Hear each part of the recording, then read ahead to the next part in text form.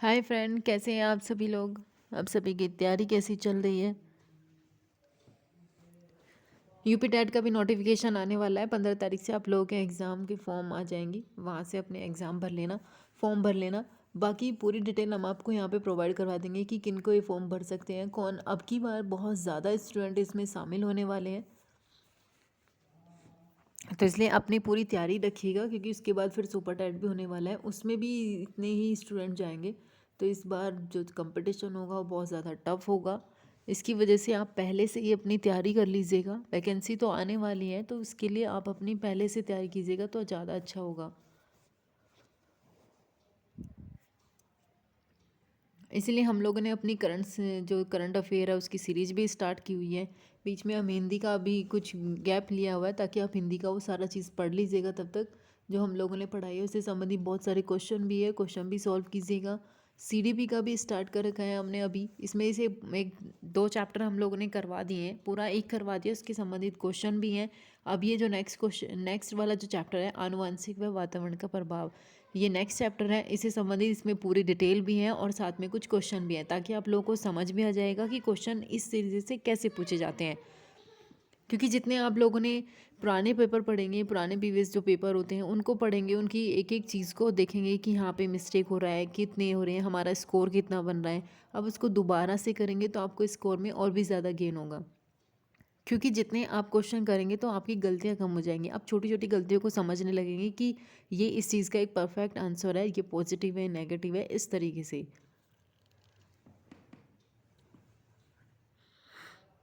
ठीक है, तो हम स्टार्ट करते हैं अपना। जिन लोगों ने हमारे चैनल को सब्सक्राइब नहीं किया है वो प्लीज़ सब्सक्राइब कर लीजिएगा आप लोगों, और बेल आइकन जरूर प्रेस कीजिएगा।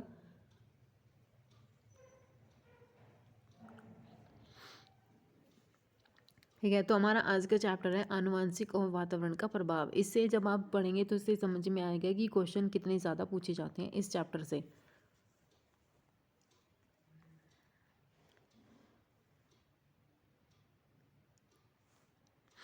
अभी देखिए, आनुवांशिक का मतलब क्या होता है। आनुवांशिक का मतलब होता है हेरिडिटी। इसका मतलब होता है कि जो आनुवांशिक या वंशानुगत गुणों का एक पीढ़ी से दूसरी पीढ़ी में स्थानांतरण को आनुवांशिक या वंशानुगत कहा जाता है। ये सभी को पता होता है, लेकिन कुछ स्टूडेंट जो होते हैं, ज़रूरी नहीं होता है कि वो सुपीरियर ही होते हैं, उनको हर चीज़ पता होती है। उनको बहुत कम चीज़ें पता होती है जो अभी स्टार्ट हुई है, जिन्होंने अभी बीटीसी की हुई है, तो ये चीज़ें उन लोगों के लिए हैं।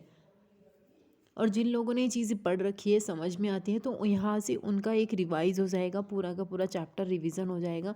इससे आप लोगों के जो सीटेट पेपर होगा वहाँ पे गलतियाँ भी कम होंगी। तो इसलिए सभी को ध्यान में रखकर ही हर चीज़ पढ़ाई जाती है। यहाँ पे अगर जिनको नहीं पता आनुवंशिकता क्या होती है तो उनको भी पता चल जाएगा आनुवंशिक क्या होती है। आनुवंशिकता वो होती है जो एक पीढ़ी से दूसरी पीढ़ी में स्थानांतरित होती है, या वंशानुगत उनको कहा जाता है। आनुवांशिकता के माध्यम से शारीरिक, मानसिक और शारीरिक गुणों का स्थानांतरण बालकों में होता है। इससे क्वेश्चन पूछा हुआ है, इसलिए मैं इसको इतने आराम से और सही तरीके से पढ़ा रही हूँ, ताकि आप लोगों के समझ में भी आ जाएगा कि क्वेश्चन किस तरीके से पूछे जाते हैं।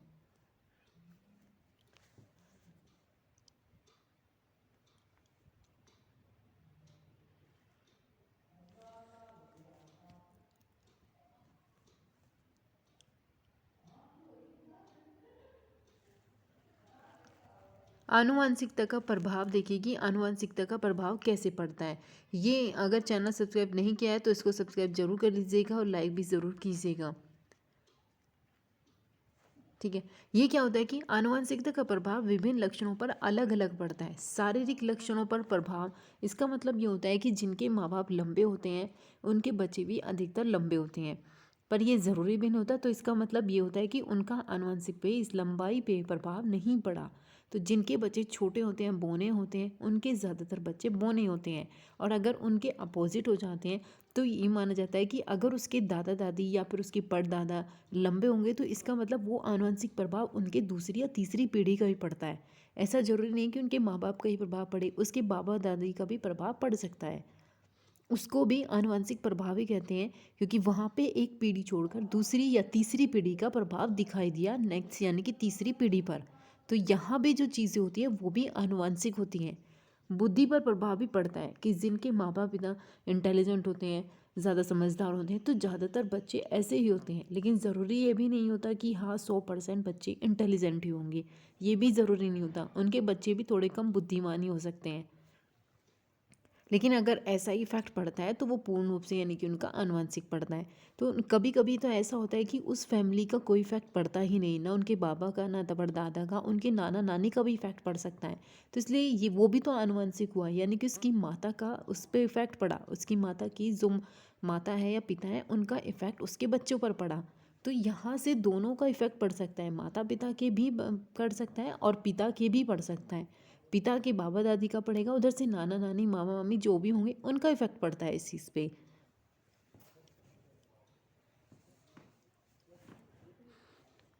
तीसरा क्या होता है, चरित्र प्रभाव। ये सारी जो चीज़ें होती हैं कि उसका कैरेक्टर कैसा है, वो किस तरीके से बात करता है, उसका बिहेवियर कैसा है या व्यवहार कैसा है, लोगों से कैसे बात करता है, कैसे मिलता है, ये सारी चीज़ें भी आनुवंशिक होती हैं। लेकिन यही बात है कि 100% हर चीज़ नहीं होती है, कभी कभी उल्टा भी होता है और कभी सेम भी हो जाता है। तो इसलिए ये आनुवंशिक होती हैं जब उनका इफेक्ट इस पर पड़ता है, तो अलग अलग लक्षणों पर अलग अलग तरीके से पड़ता है।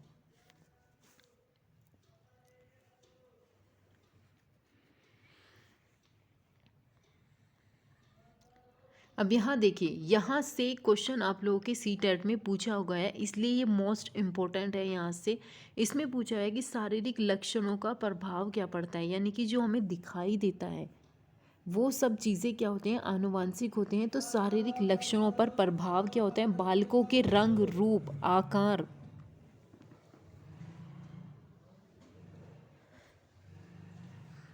यहाँ होता है कि बालक के रंग रूप आकार शारीरिक गठन आदि पर आनुवंशिक गुणों का विशेष प्रभाव पड़ता है। जो अभिलक्षण दिखाई देते हैं, प्रदर्शित होते हैं, उन्हें असमलक्षणी कहते हैं। यहाँ इसका सिर्फ एक ही मतलब है कि जो चीज़ हमें दिखाई दे रही है कि उसके माता पिता लंबे या बाबा दादी लंबे हैं और बच्चे भी लंबे पैदा हो रहे हैं, या उनकी माँ की आंखों का कलर ब्राउन है, ब्लैक है या थोड़ा डार्क है, तो इस तरीके से जो इफ़ेक्ट पड़ रहा है वो बच्चों पर भी पड़ रहा है। तो इससे ये पूछा जाता है कि किसी बच्चे की आंखों का रंग यदि ब्राउन है या फिर पूरा ब्लैक है या फिर थोड़ा सा डल है, इस तरीके से अगर पूछा जाता है कि किसी बच्चे की आंखों का रंग हरा है और उसकी माता का भी आंखों का रंग हरा है, तो इस पे किस चीज़ का इफ़ेक्ट पड़ता है, तो इसका मतलब है कि उस पर आनुवंशिक प्रभाव पड़ा, इसीलिए माता की जो आंखों का प्रभाव है वो उसके बच्चों में भी मिला। यहाँ ये चीज़ें बताई गई है कि बालकों का जो रंग रूप होता है, यानी कि उसका ब्लैक होना या फिर ब्राउन होना, वाइट होना, ये इस तरीके का जो इफ़ेक्ट होता है, शरीर लंबा चौड़ा, ये ज़्यादातर आनुवंशिक होती हैं। उसकी आंखों का रंग, उसके फेस का रंग, यानी कि उसकी बॉडी का रंग, ये सारी चीज़ें भी जो हमें चीज़ दिखाई देती है वो सारी चीज़ें इसी पे होती है। कभी कभी चीज़ें दिखाई भी नहीं देती, बुद्धि भी दिखाई नहीं देती कि हाँ उसमें इतनी इंटेलिजेंसी है और उसके माता पिता भी इतने बुद्धिमान है, तो बच्चे भी बुद्धिमान है। क्या आप बुद्धिमान को नाप नहीं सकते, बस ये देख सकते हैं हाँ बच्चा इंटेलिजेंट है।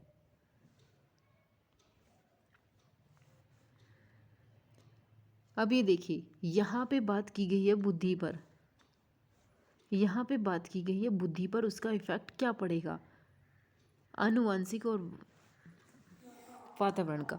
यह कह रहा है कि बुद्धि को अधिगम की योग्यता, समायोजन समायोजन, निर्णय लेने की क्षमता, यानी कि उसके डिसीजन की कैपेबिलिटी आदि के रूप में परिभाषित किया जाता है। जिस बालक के सीखने की गति अधिक होती है उनका मानसिक विकास भी तीव्र गति से होता है। मंद बुद्धि माता पिता के बच्चे मंद बुद्धि और तीव्र बुद्धि माता पिता के बच्चे तीव्र बुद्धि वाले होते हैं। यहाँ इन लोगों ने सिर्फ इसका एक प्रभाव बताया है।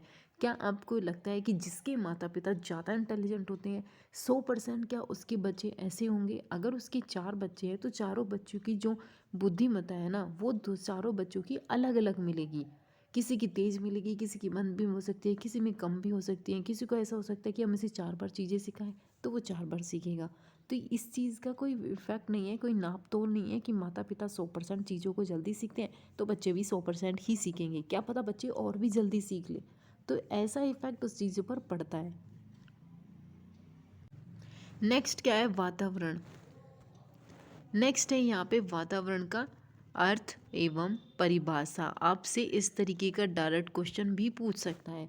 सीडीपी में नहीं पूछेगा वातावरण का, तो एसएसटी या फिर एनवायरनमेंट वाला जो क्वेश्चन होता है वहाँ से आप लोग से पूछ सकता है।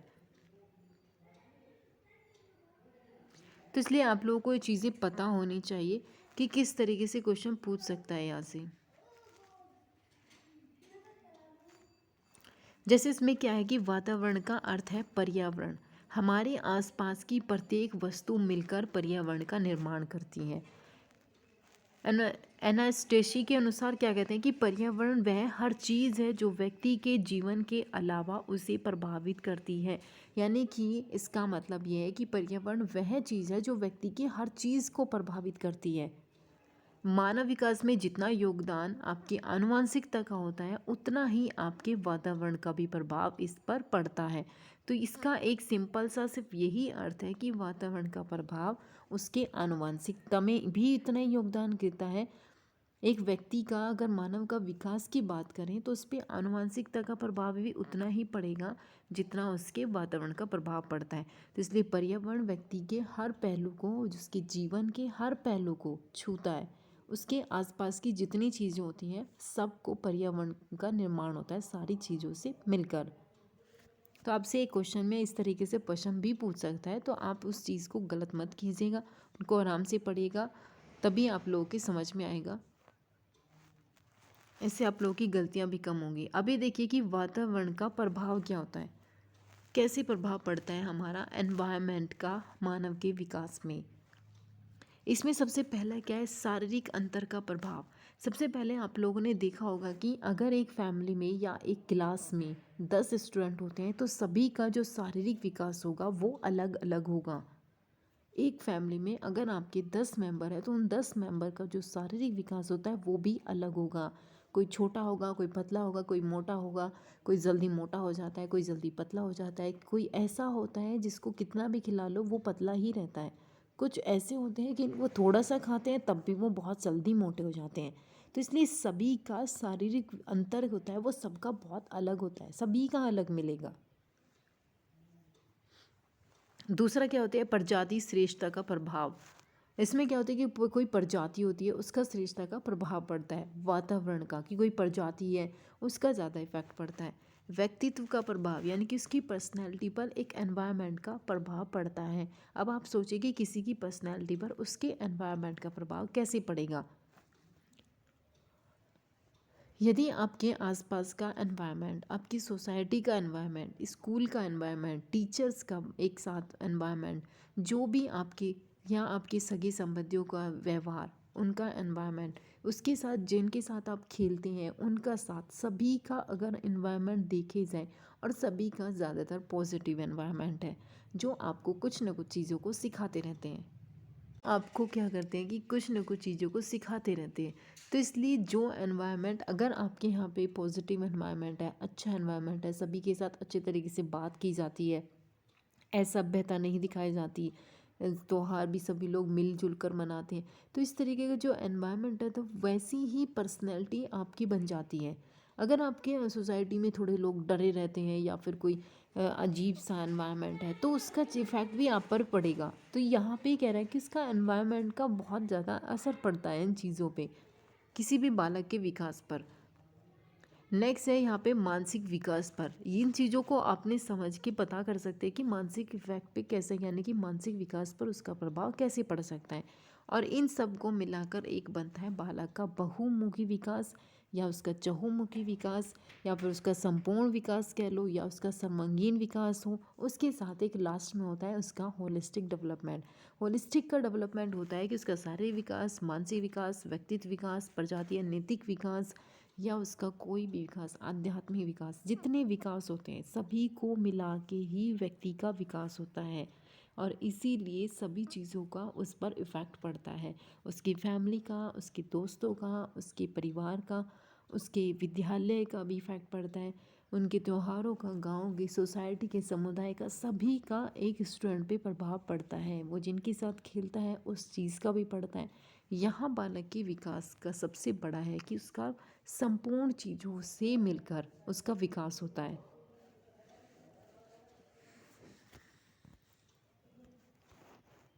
अब यहाँ पे कुछ क्वेश्चन है, ये छोटा सा टॉपिक्स और बचा हुआ है। यहाँ पे एक ये था, यहाँ तक कि बाल वातावरण संबंधी कुछ कारक होते हैं, जैसे वातावरण, यह ये भी क्वेश्चन आप लोगों से पूछा हुआ है 2018 का। अगर आपने सीटेट प्रीवियस क्वेश्चन पढ़े होंगे तो ये सेम आपको क्वेश्चन मिलेगा वहाँ पे। ये 2018 प्लस का क्वेश्चन है। ये क्या है कि वातावरण एक बहुआयामी संकल्पना है जो व्यक्ति को जन्म से लेकर मृत्यु तक प्रभावित करता है। ये हमने सबसे पहली वाली जो सीरीज पढ़ाई थी उसी में आपको बताया था कि व्यक्ति को जन्म से लेकर मृत्यु तक उसका इफेक्ट पड़ता है। क्या करते हैं? भौतिक कारक, सामाजिक कारक, आर्थिक कारक, सांस्कृतिक कारक। अगर इसके साथ कुछ और भी पढ़ते हैं, ये चीज़ ज़्यादा इंपॉर्टेंट होती है। और इन्हीं में से आपसे क्वेश्चन पूछा हुआ था कि उसके कुछ वातावरण से संबंधित कारक होते हैं जिनका उस पर प्रभाव पड़ता है। उसमें पूछा था इनमें से कौन सा है जिसका उस पर प्रभाव नहीं पड़ता। तो यहाँ से आपको तीन ऑप्शंस दिए गए और एक ऑप्शंस आपसे अलग से दिया गया, जिसे आप लोगों को ये छांटना था कि उसमें से किसका प्रभाव व्यक्ति के विकास पे नहीं पड़ता। अब यहाँ पे कुछ क्वेश्चन है। पहला क्वेश्चन क्या है कि मानव व्यक्तित्व परिणाम है। मानव का जो व्यक्ति है वो परिणाम होता है केवल आनुवंशिकता से, या सिर्फ जो व्यक्ति का विकास होगा तो सिर्फ क्या उसकी एनवायरमेंट यानी कि हेरिडिटी आनुवंशिकता का प्रभाव होगा, या पालन पोषण व शिक्षा का होगा, आनुवंशिक वातावरण की अंतःक्रिया से होगा, या इनमें से कोई नहीं। तो आप लोगों का फर्स्ट क्वेश्चन है, यहाँ इसको समझिएगा। और ये प्रीवियस क्वेश्चन ही निकाले गए हैं, उससे संबंधित जितने भी क्वेश्चन हो सकते हैं वो हम सारे आप लोगों को करवाएंगे। लेकिन उसके लिए आपको ज़्यादा से ज़्यादा लोगों को शेयर करना होगा।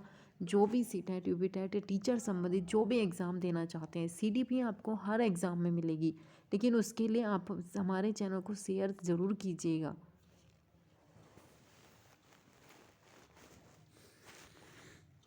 अब इसमें क्या पड़ेगा कि मानव के व्यक्ति पे आनुवंशिक वातावरण इन दोनों की जो अंतःक्रिया होती है उसका इस पर सबसे ज़्यादा इफेक्ट पड़ता है। और ये 2018 में भी पूछा गया है और इससे पहले 2017-16 में भी ये पूछा हुआ क्वेश्चन है। अब नेक्स्ट क्वेश्चन क्या है, ये आप लोगों ने तो कम से कम ये 2 या 3 बार क्वेश्चन पूछा हुआ है सेम, सिर्फ इसके ऑप्शंस बदल देते हैं या फिर कभी पूछ लेते हैं इन दोनों का अंतर, जैसे प्रकृति और पोषण। इसमें से यहाँ पे प्रकृति के बारे में पूछा हुआ है, वहाँ पे आपको पोषण के बारे में भी पूछ सकता है, वहाँ पे इसके साथ साथ दोनों चीज़ों के बारे में भी आपसे पूछ सकता है कि प्रकृति पोषण से क्या अभिप्राय है।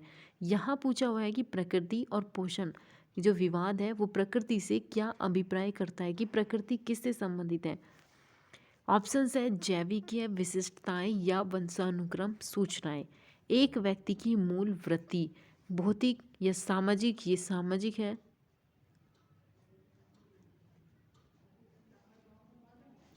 सामाजिक संस्कार, संसार की जटिल शक्तियाँ, या इनमें से कोई नहीं। हमारे चैनल को सब्सक्राइब जरूर कीजिएगा। अब इसका सही आंसर क्या है, प्रकृति क्या होती है, जो नेचर से संबंधित है।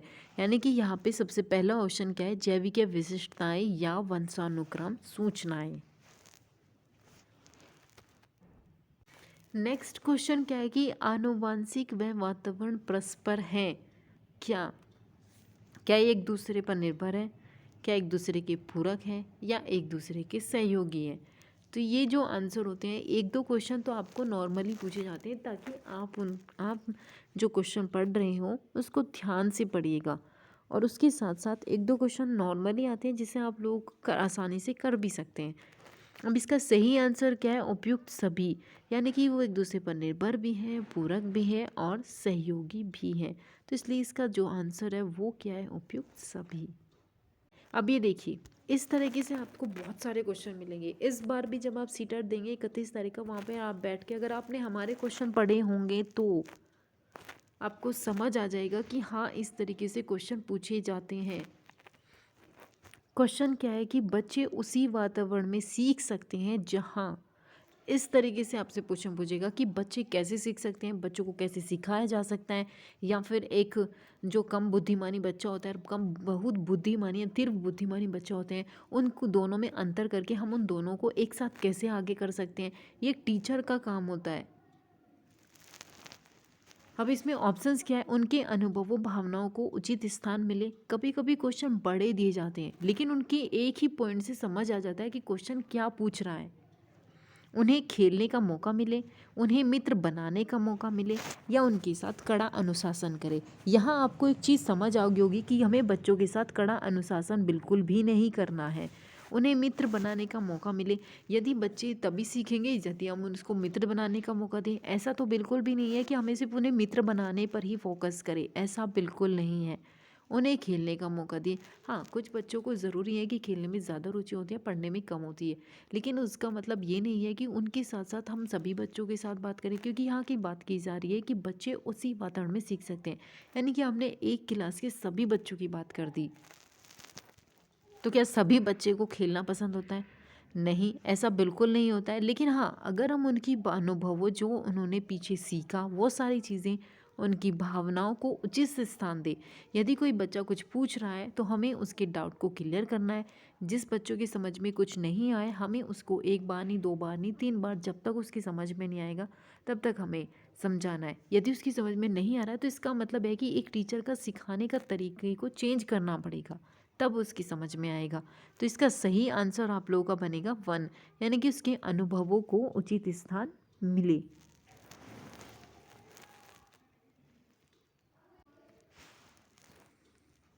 अब नेक्स्ट क्वेश्चन क्या है कि एक 6 वर्ष की आपको इतने बड़े बड़े क्वेश्चन मिलते हैं, इसलिए कभी कभी क्या होता है कि क्वेश्चन बहुत बड़ा देते हैं। एक पेज पर तो सिर्फ 2 ही क्वेश्चन मिलते हैं। बड़े क्वेश्चन देखकर हम सोचते हैं कि इसका तो आंसर भी समझ में नहीं आएगा, तो इसलिए उस क्वेश्चन को तो आप बेसिकली, वो जितना बड़ा क्वेश्चन होगा वो इतना ही ज़्यादा ईजी होगा। उस क्वेश्चन को बहुत ध्यान से पढ़िएगा और आराम से पढ़िएगा। इसलिए कहा जाता है कि पहले जो ऑप्शन होता है, पहले जो होता है, अगर आपका CDP अच्छा नहीं है, नहीं समझ में आता इतनी जल्दी, और आपका हिंदी का ग्रामर, इंग्लिश का जो पोर्शन है वो, और उसके साथ जो आपका एनवायरनमेंट आपने किया होगा या SST वाला पोर्शन वो आपका बहुत अच्छा है, तो आप सबसे पहले अपना ही इसको छोड़िएगा। उसके साथ आप पहले हिंदी का कीजिए, SST वाला कीजिए, या फिर इंग्लिश वाला कीजिए। उसके बाद आप लास्ट में CDP पे जा सकते हैं। बाद में अगर फर्स्ट वाला पेपर है तो लास्ट में जिन लोगों का मैथ अच्छा है वो भी बाद में करें, और जिन लोगों का मैथ कमज़ोर है वो भी बाद में करें। तो यहाँ चीज़ों का अगर स्कोर करना है तो उन चीज़ों को उठाना पड़ता है पहले जो चीज़ आपकी ज़्यादा परफेक्ट है। अब यहाँ पे देखिए, ये क्वेश्चन है। क्वेश्चन क्या पूछ रहा है कि एक 6 वर्ष की लड़की खेल कूद में असाधारण योग्यता प्रदर्शित करती है। असाधारण खिलाड़ी है, उसे प्रतिदिन प्रशिक्षण के लिए यानी कि वो ट्रेनिंग के लिए भेजते हैं। बहुत संभव है कि निम्नलिखित दोनों के बीच परस्पर संबंध हो। यानी कि ये कह रहा है कि एक खिलाड़ी है, 6 वर्ष की खिलाड़ी है, यहाँ पे बात की जाती है, उसे प्रतिदिन इस तरीके भेजा जाता है। बहुत संभव है कि दोनों के बीच परस्पर प्रक्रियाओं का प्रभाव पड़े। यहाँ कह रहा है कि मतलब 2 लड़कियाँ हैं, दोनों अलग अलग तरीके से, तो आप उसमें से बताइए कि इस तरीके का अगर परस्पर प्रभाव पड़ता है कि वो खिलाड़ी भी है और साथ में ट्रेनिंग के लिए भेजी जाती हैं, तो उन दोनों के बीच बताइए कि क्या परस्पर प्रक्रिया है। उन दोनों की बीच की प्रक्रिया पूछ रहा है, क्या बुद्धि विकास की प्रक्रिया है, या उसके साथ स्वास्थ्य या प्रशिक्षण की है, या आनुवंशिक पौष्टिकता की है। सबसे ज़्यादा इफेक्ट पड़ रहा है उसका आनुवंशिक और पर्यावरण का। आपको यहाँ पे लग रहा होगा कि स्वास्थ्य व प्रशिक्षण हो सकता है, लेकिन यहाँ पे आपको 2 चीज़ें अगर गलत लग रही है, 2 चीज़ें सही लग रही है, तो उन दोनों चीज़ों में से भी जो चीज़ परफेक्ट होती है उस चीज़ को चुना जाता है। अभी देखिए नेक्स्ट क्वेश्चन क्या है, यहाँ पे आपको 2 क्वेश्चन है। विकास की वर्तमान विचारधारा के निम्नलिखित में से किसका महत्व पड़ता है? ये भी क्वेश्चन आप लोग के 2018 में पूछा हुआ है। केवल प्रकृति का प्रभाव पड़ता है क्या? व्यक्ति की विचारधारा में सिर्फ उसकी प्रकृति का प्रभाव पड़ता है, या उसके एनवायरनमेंट का पड़ता है, या उसके सिर्फ पोषण का? आप जितना उसको बाहर से दे रहे हैं, न्यूट्रिशन दे रहे हैं, या आपकी आनुवंशिकता का, इस चीज़ पर सिर्फ उस पर यही चीज़ इफेक्ट पड़ती है कि हाँ आनुवंशिक का प्रभाव पड़ रहा है, एनवायरनमेंट का नहीं पड़ा। इसके साथ आपको एक चीज़ और बताई जाती है कि कुछ राइटर ऐसे हैं जो ये कहते हैं कि नहीं, सिर्फ उसका आनुवंशिक प्रभाव पड़ता है, और कुछ ऐसे कहते हैं कि नहीं, उसका दोनों पे इफेक्ट पड़ता है, एनवायरनमेंट का भी और आनुवंशिकता का भी। तो यहाँ पे बात सिर्फ एक ही ऑप्शन है कि प्रकृति और पोषण, यानी कि उसकी आनुवंशिकता का भी और उसके वातावरण का, इन दोनों का इफेक्ट उस व्यक्ति पर पड़ता है। नेक्स्ट क्वेश्चन है, आनुवांशिक गुणों का स्थानांतरण एक पीढ़ी से दूसरी पीढ़ी में जो होता है वो कैसे होता है? तो यहाँ पे बात क्या की गई है कि सिर्फ माता से या पिता से या दोनों से? दोनों से यहाँ पे इसका सही ऑप्शंस आप लोगों को बनेगा दोनों से, क्योंकि इसमें कोई और ऑप्शंस नहीं है। अगर हो सकता है तो ये भी हो सकता था कि इनमें से किसी का भी नहीं पड़ता, तो उसके माता का भी पड़ता है और पिता का भी पड़ता है, तो इसमें दोनों ऑप्शन जो होंगे वो बिल्कुल सही होंगे। उसके माता पिता यानी कि दोनों का इस पर इफेक्ट पड़ता है। अब नेक्स्ट क्वेश्चन क्या है? नेक्स्ट क्वेश्चन कह रहा है कि आज बाल अपराध की घटनाएं बढ़ती जा रही हैं। ये भी बहुत जगह हो रहा है, कुछ बच्चे अपराधी बन रहे हैं क्योंकि उनके कुछ तो ऐसे भी होते हैं कि उनके माता पिता अपने बच्चों की उस पर ज़्यादा ध्यान नहीं देते हैं, गलतियां करते हैं तो उन्हें नहीं बताते हैं। अगर आप बच्चों को पढ़ा रहे हैं या उनकी गलतियों का नहीं उन्हें बताएंगे कि हाँ ये चीज़ गलत होती है, ये चीज़ सही होती है, तो उनको नहीं पता चलेगा, क्योंकि उन्हें नहीं पता है कि ये चीज़ गलत है या फिर सही है, जिसके कारण शिक्षण